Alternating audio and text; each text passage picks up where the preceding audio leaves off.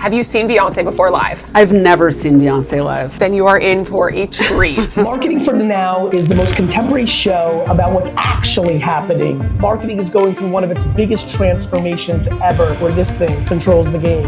And there's so many things we pay attention to, but we get to talk to the brightest and best minds in marketing on marketing. Okay, Sandeep, you are looking very perfectly festive for the Beyoncé show today with the denim tuxedo featuring Coach. Totally excited about that, but thank you very much for inviting us for this. Absolutely. Okay, can you introduce yourself to the Marketing for the Now community? Hi everyone, I'm Sandeep Seth. I'm the Chief Growth Officer at Tapestry, and I also head the international business, the previous CMO of Coach. The man of mystery. Sandeep, thank you for being with us today. We're actually both wearing matching shoes, Soho sneakers from Coach. They are the best Gen Z sneakers. The best, just sneakers. We don't even need Gen Z. Sandeep, thanks for being here with us today. As we're on our way to the Beyoncé show, I couldn't think of a better person to talk about cultural relevance in marketing. You have led so many iconic campaigns over so many iconic brands across your career. Can you talk a little bit about how you think about understanding the cultural zeitgeist and aligning that with the brands that you represent? Firstly, look, Beyoncé is a legend that cannot be unmatched, and I think what she's done is tapped into the culture. I would say she's not even tapped into the culture, she creates culture. She does. Right, on that. And I think that's something, I personally aspire to, and I think all brands need to. And I think where it starts is really our consumer, right? I always say brands exist for their consumers and not the other way around. And sometimes brands forget. They think they exist for what they make, but that doesn't matter. What matters is the consumer. So for us, the DNA for us is really understanding that deep emotions that's underlying behind the brand or the category, right? So a lot of work we do with the younger consumer is to understand what luxury means for them. And this was one of the interesting things as we look at the Gen Zs now. I know this may sound a bit like cliche, but for the Gen Zs, luxury is very different to what it was for previous generation.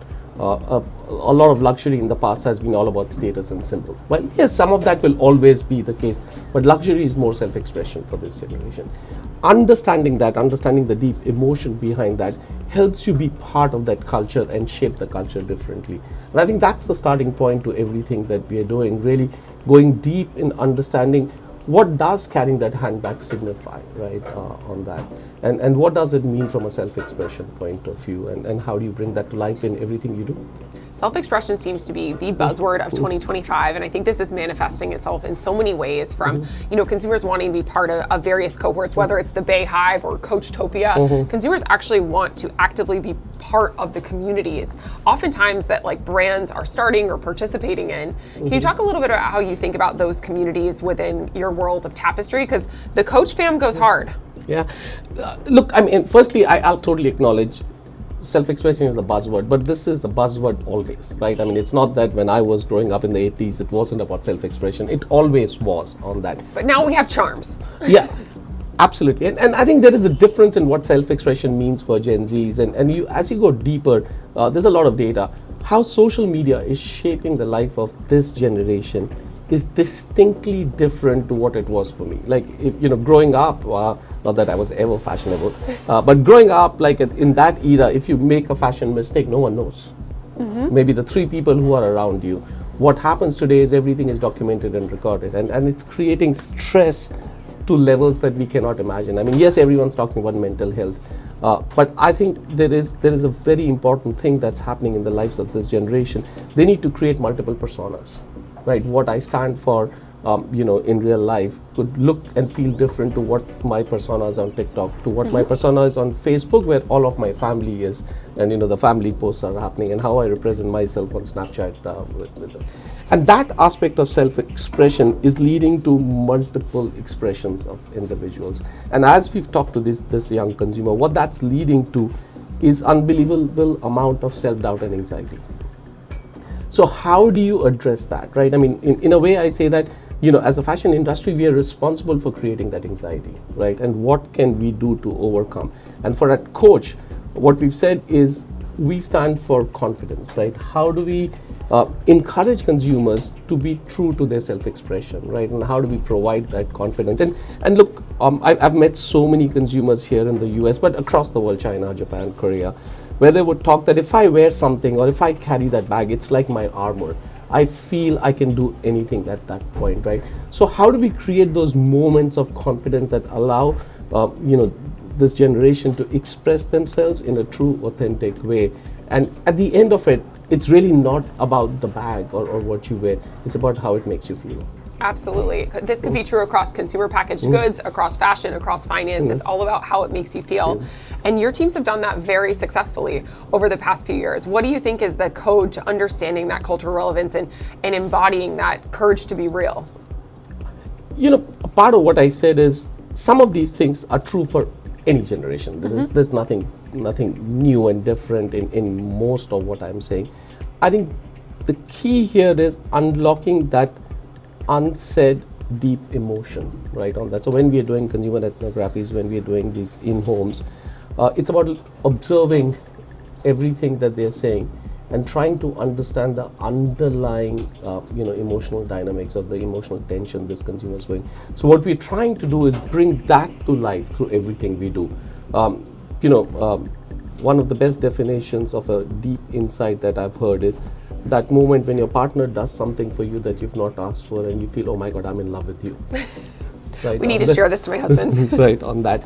But that is that moment when a relationship is formed. So our team's job is to really uncover those moments. Our team's job is to uncover those insights and bring that to life in everything we do. How does a product deliver that emotion? How does a communication deliver that experience? How does the experiences that our teams are building through pop-ups or omni-channel deliver that emotion?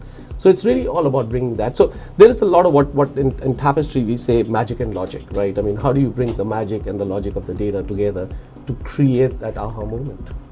Well, I couldn't think of a better person who's created so many of these aha moments. Sandeep, thank you for joining us today, for sharing your insights as the leader behind many of the Tapestry brands and initiatives.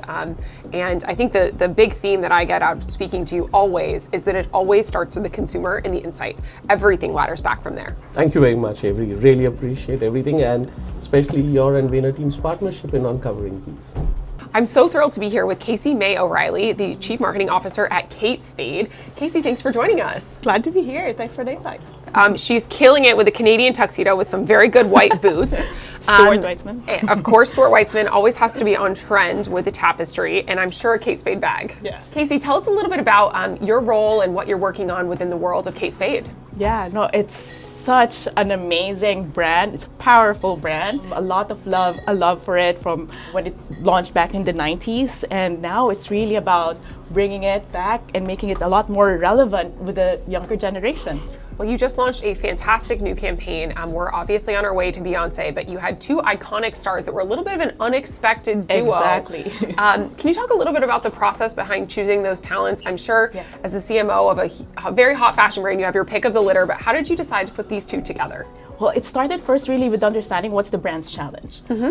Much beloved brand, but I haven't seen it for a while. We heard this so many times from the younger consumers especially. They remember the nylon bags, but where's Kate Spade now? Exactly, or like it was a wallet that my mom gave me when I was like graduating or something like that, but I haven't heard of the brand for a long time. So really our task was how to bring that lack of attention and get people thinking about Kate Spade once again. So for this campaign, we really had to look through like which talents are relevant for the younger consumer. At the same time, could like really embody like the positioning that we are going for Kate Spade, which is really something that's going to be uplifting for your everyday, something that will give you that smile, that joy in the moment. So we did a lot of testing and all of that, and it's very interesting that we came about pairing a two iconic duo, the princess of rap, Ice Spice, and the queen of TikTok, Charli D'Amelio. And actually them coming together was like the magic recipe for this campaign. That I feel like got the internet ablaze with like, oh my gosh, totally these two unexpected. together. Yeah. Very unexpected, also united through a love of the Kate Spade bag. And the campaign itself is really beautiful and thoughtful, talking about for the one who. Can you talk a little bit about those multiple personas that you all talk about in the film? Yeah, so the campaign's whole idea is to the ones who carry us. This is an ode, essentially, really, for friends who who friend fiercely, who really always have our back. Bestie so hard is They trending. bested so hard, exactly. And again, very much relevant for the younger generation. This is their life, right? So this is an ode and a love letter to them, like that we see you and you're doing it. And we just really personified that in all of these different situations between Charlie and I. It's like whether it's a selfless sacrificer of a hair tie or a bold leader to the next location, right? So it's really just a storytelling what our Gen Z is already living day to day. It's so amazing. I love the campaign, but what I love most is also the way that you all integrate talent in a lot of your planning in a really thoughtful way. I've seen you do this in your previous lives as well. But Kaisy, you recently brought ICE to a different organization where let's just say the crowd went wild. Oh yes. Can you talk a little bit about that? Yeah, so Kate Spade as a brand has always partnered with Girls Inc. of New York, and we understood that they're going to have this mini wellness summit for the month of mental health awareness, right? And it's in the Bronx, and I was like, wait, I have a talent who's from the Bronx who would love to talk and inspire these girls. And it was like a very, very quick decision, maybe we ask ICE, would she be willing to be there and inspire the girls? There's over 200 middle school and high school students, and without them knowing that ICE will be there, and she came, and everyone went wild. It was a surreal moment, for me personally as well, because you could really feel that it was going to be a core memory for a lot of these girls. I love that. And I mean, talk about surprise and delight, just such a strategic combination of the talent with the audience, with a message that matters to the brand. That of course was captured on social and even went viral there. I saw a lot of ICE's community sharing this, commenting. It was something that they got to be excited about too. So yes, it was those 200 girls, but then it's the millions of people who see it on social that even amplifies that even more. Absolutely. It just made perfect sense at the time. Well done. Kaisy, I think we have to run off to Beyoncé, so thank you so much for joining us. I'm so thrilled to be sitting here with Jess Padula from Nespresso. Jess, thanks for joining us. Absolutely. Happy to be here. Are you excited for Beyoncé? Oh, how could I not be? This is the best day of the week, month, year. It really is. It's perfect Thursday night vibes. We had a little That's CMO right. circle, a little happy hour. Tell Marketing for the Now a little bit about you. Yeah, sure. So I'm Jessica. I lead marketing and sustainability, fun part of my role, for Nespresso here in the US. So get to oversee all the things you think about product, brand, our CRM. We're a very big D2C business, as many people know. We make premium at-home coffee that you must have in your life. Or at work. Actually, we That's have Nespresso right. in our office in Miami. You're better than me, because B2B is a big part of my job in marketing, and we have a professional line of products that we have a lot more we need to do with, let's say. Yeah, well, the Vayner office in Miami is constantly cranking it. So that. we love Nespresso. And I'm really excited to have you here today because, as we think about, as we walk into a show like Beyoncé, she's such an iconic culture shaper. Beyoncé doesn't, take culture and adapt it to her. She creates culture. Totally. And, I think you all had a pretty exciting announcement this week on a new talent who I think is quite unexpected. Can you share a bit about that? Yes. Thank you for the opportunity. Yeah, we just yesterday launched a massive new global collaboration with The Weeknd. And that's in the music space, which is sort of unexpected for Nespresso in some ways. Definitely targeted at reaching a new young demographic through music, through culture. I think The Weeknd is also someone who, over his years in the music industry, has helped shape culture. He had a couple of his own moments that he's created with the Super Bowl and things like that. And his movie. Yeah, his movie coming out. He's redefining himself, and we're really lucky as Nespresso to be collaborating with him through his summer tour. He's going in the US and Canada over the summer. We'll be there. And we launched a coffee with him. It's actually named after his mother, Samra. Okay. And he's Ethiopian by birth, and he grew up with his mother doing the Ethiopian coffee ritual. So coffee has always been really important to him. So we love that as a brand. We really want it to feel authentic, but also this inspired us to how might we bring coffee to a new generation. His fans, obviously like Beyonce's, avidly follow what he does, what he says is cool, what he's doing. And if Nespresso is part of that through this collaboration, which is grounded in emotion and storytelling, it's really exciting. So whole line of products coming, but we've just launched the coffee this week, and some merch and some coffee accessories. Even if you are not a coffee drinker, you can still buy one of our to-go mugs and enjoy the weekend extending into new spaces. I love that. And I mean, we talk a lot at Vayner about merch as marketing, where like that mug might be something that someone takes with them everywhere, and that then gets featured in their socials and then becomes part of their life. Because Nespresso, clearly you have the machine and you have the capsules, but moving into merch, how did that decision come to be? I am such a big believer in it, and so music and The Weeknd gave us that opportunity, I think, to play maybe further afield than we normally would have.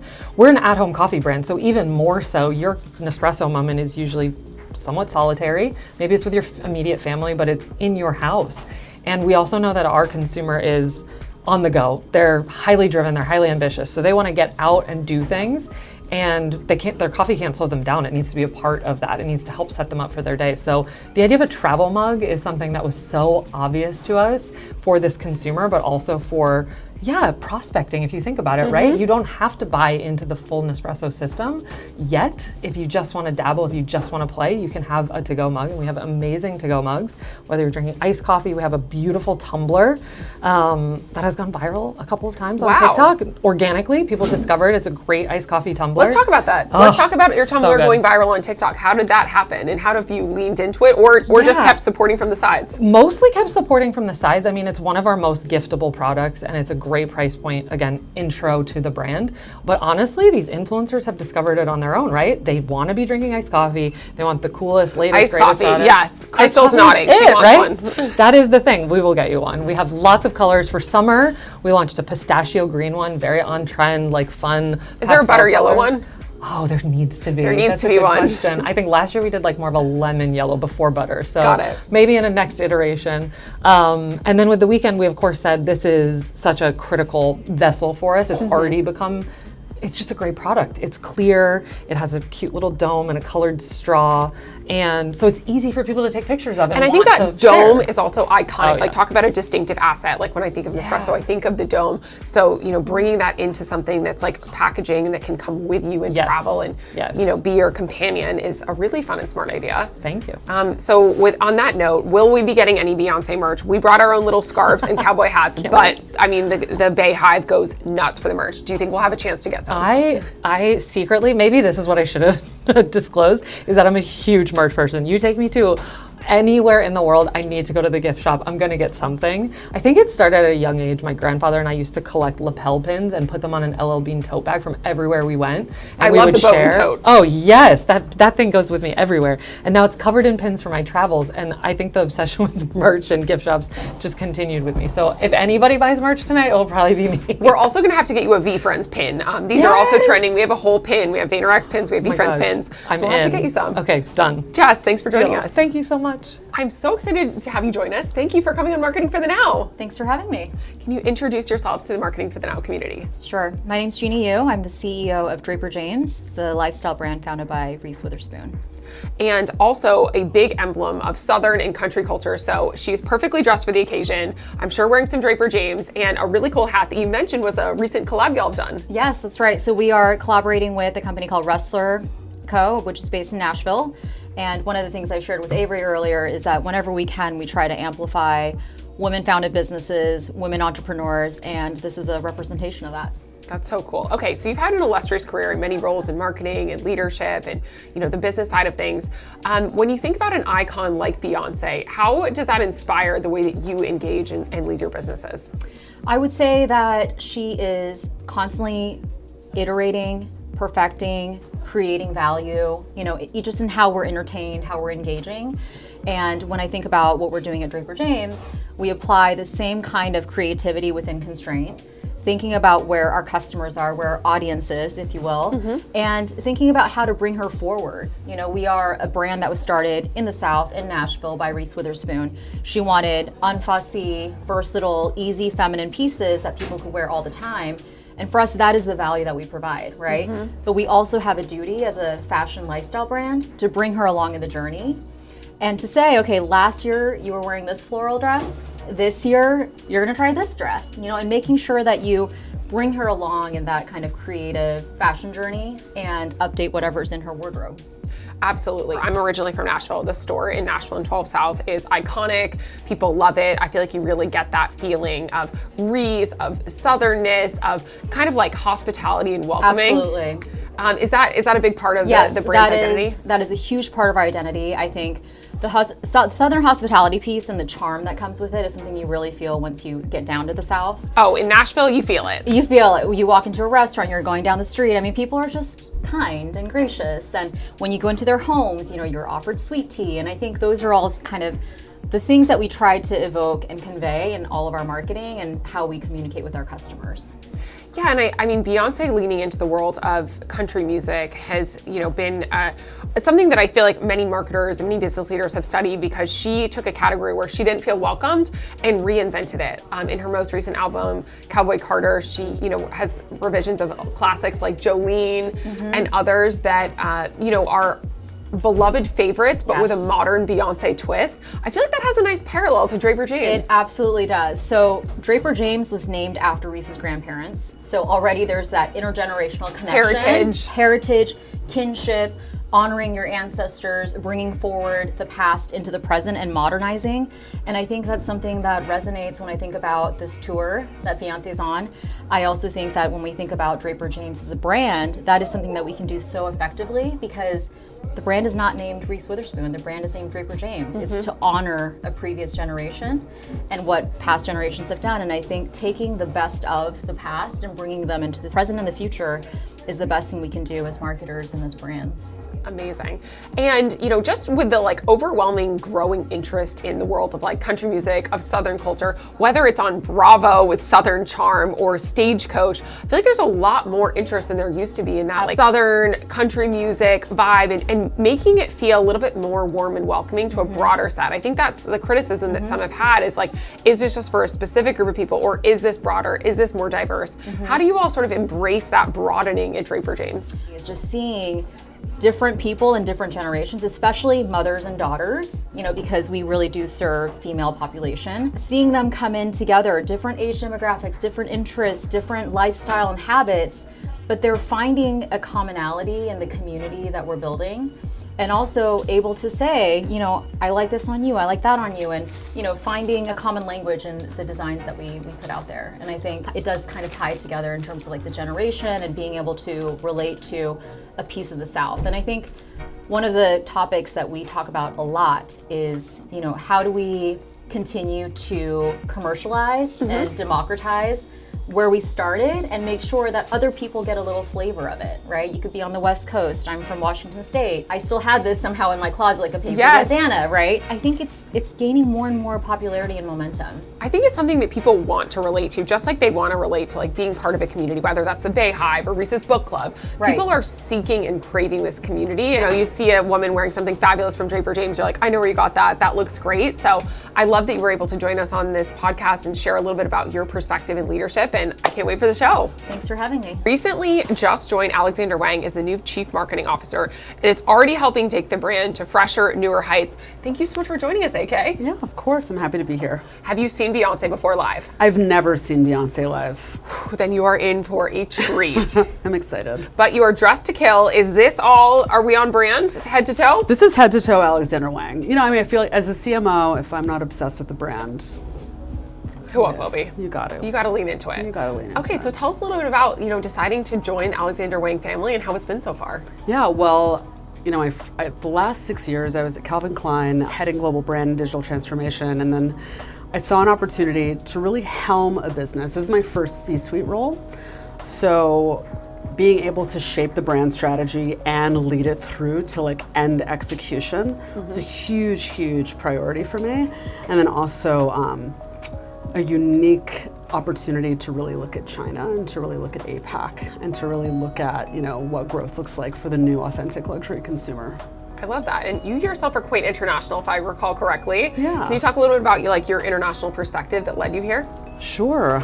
Well, I mean, I feel like I was always the new kid. I was, you know, born in Brazil and moved to Stockholm, Sweden, and then I grew up in Dallas, and then I moved to Montreal, and then I moved to New York. And I lived in LA for the last 4 years. Yeah, totally. I mean, all over the place. But I think that what that does, you know, when you're younger, maybe you're a little lonely, right? Because you're just a little bit different. But as you get older, you understand that, you know, advertising or creative or brand is about communication, and communication that's visual. that's visual and sharp and simple as something international, and you really start to like glean empathy for what people desire worldwide, and you can kind of start to fall in love with what they fall in love with because you've seen through their eyes living where they live. And I mean, in a world where so much of like what's trending and happening is local, that global perspective continues to matter. I think about someone like Beyoncé who has that global cut through because she has this like gorgeous visual identity that's layered, it's distinctive, and it works all across the world. Yeah, well, it's dimensional, right? Like that's another thing too, is really, you know, getting to a place where you're unafraid to explore multiple dimensions of your brand world, right? If all of us were committed to like one totemic aesthetic period, no exceptions, that really doesn't like open your entire design story to serve the consumer set that it has the potential to. I couldn't agree more. Okay, let's also talk about like reinventing legacy in this like new medium, new world. Beyoncé is clearly doing this with Cowboy Carter, where you know, she has, you know, shared that like she didn't feel welcome in the world of country, so she had to pull a Beyoncé. How is your brand doing that same thing? How are you pulling a Beyoncé? Ooh. Which is a high bar, by the way. Yeah, that's a really high bar. But I feel like really leaning into who you are. There's this Dolly Parton quote that I'm obsessed with, which is figure out who you are and do it on purpose. And I think that our next evolution is really looking at how does that impact our image? How does that impact the way that we articulate subversion and rebellion? Right? I think that like that's the next phase. Spicy. I love it. Okay, so subversion, rebellion, leaning into being authentically Alexander Wang. Is it a Wang, Alexander Wang, or is there both? Yeah, either. A Wang, Alexander Wang, yeah, sure. Okay, we love it. And what are you looking forward to most about tonight's show? Oh my God, I hope that she plays diva. And honestly, just seeing Beyoncé, period, I'm just like so absolutely stoked, and like I can't. Yeah, I think this is her longest run in a single season. I think it's 5 nights at MetLife, so we're so pumped for it. We're so happy you're here with us, and thank you for sharing your insights. Yeah, no problem. Thanks for having me. This is probably the most fun segment because this is a brand that I'm so incredibly excited to be hosting on Marketing for the Now. So thank you for joining us. Thank you so much for having me. I'm so excited. Okay, tell the Marketing for the Now community a little bit about you. Great. Well, I'm Christiana Weller, VP of Marketing at Blade. Previously, I did 6 years at SoulCycle, helping them transition during the pandemic. And I manage our marketing, activations, flyer experience, and flyer relations team at Blade. Wow, that sounds like a very fun role because Blade is, I feel like you all are doing so many cool things, from what we're doing tonight, which is actually taking a Blade to the Beyoncé show, to Hamptons, to Cannes, to of course airport travel. Talk a little bit about some of the cool things that you all are working on right now. Yeah, so Blade Live is one of our biggest priorities right now. It's a new platform that we launched that brings live experiences to people in a way that no other brand can.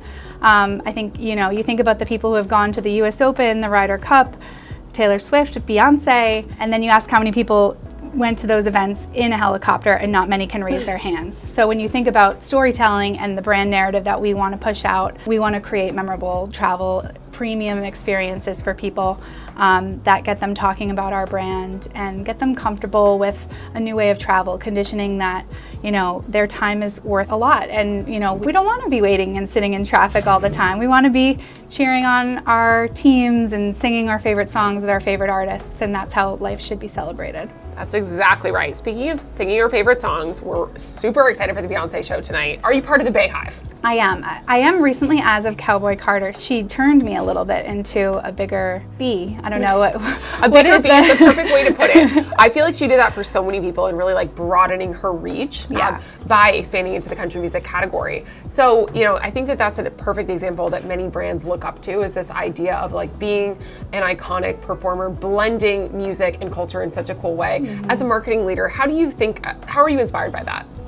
I think, you know, capitalizing on cultural moments is so important. A brand these days needs to be so aligned and a big part of the cultural zeitgeist that's going on. It's what people are latching to. A few examples of kind of how we put ourselves in the cultural zeitgeist is we have all of these amazing travel stories of people just getting lost, afraid that they might miss their best friend's wedding, taking a Blade to be able to make that event, and then building or make that flight. Exactly, make the flight. There was actually a understudy for Broadway for Jasmine on Aladdin that was the last understudy to be called. All the other ones had been sick, including the main character. She was on a delayed flight back from London, got the call mid-flight, was reading her text messages through Wi-Fi, had no idea how she was going to make the show in time. She asked the flight attendant, I just got called to be Jasmine tonight on Broadway. And our flight attendant knew about Blade, said, it's okay, we'll contact our friends at Blade, we'll get you to Broadway on time.